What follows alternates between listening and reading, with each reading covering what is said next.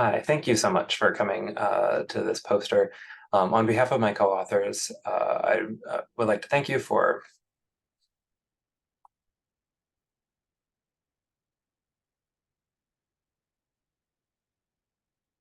Hi, my name is Zach Vasolis. I'm a neonatologist at Washington University in St. Louis, and on behalf of my co-authors, I'd like to thank you for attending this poster today.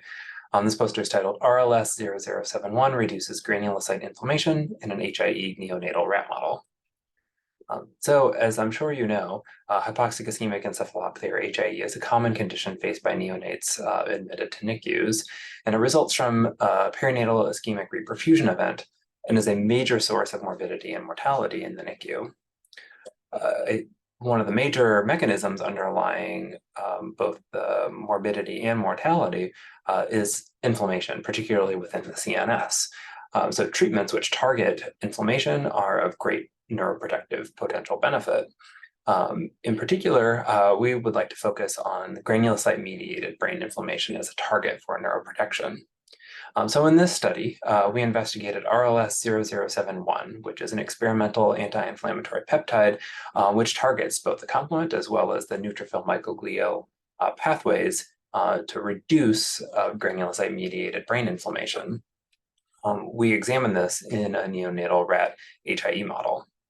So to carry this experiment out, rats were divided into three different groups: a normothermia group, a hypothermia group, and normothermia plus RLS0071.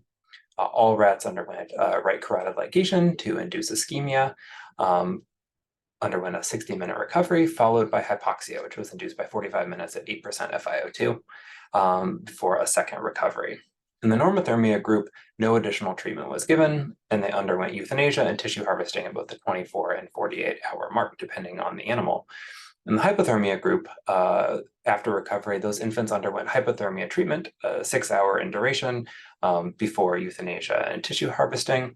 And in the experimental group, the rats received RLS0071 after ischemia induction at the beginning, and then a second dose of 160 milligrams per kilogram given 4 hours after the ligation was performed, after both the ischemia and hypoxia components.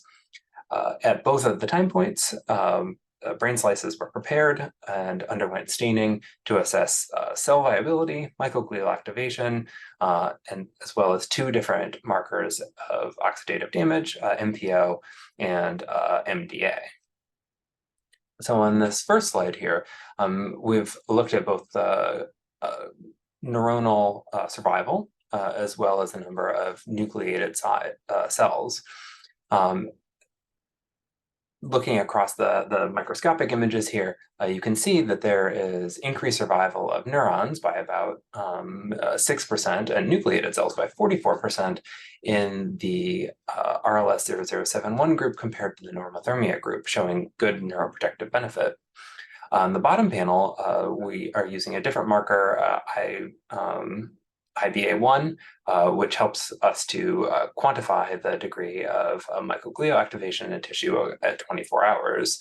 And in this particular panel, you can see that there was a marked reduction in microglial activity in the RLS0071 group compared to normothermia group. So putting all of this together, we can see after this HI hypoxic ischemic insult, there are strong neuroprotective benefits for the RLS0071 group compared to the normothermia group, maintaining cell viability while also minimizing inflammatory activation through the microglial pathway.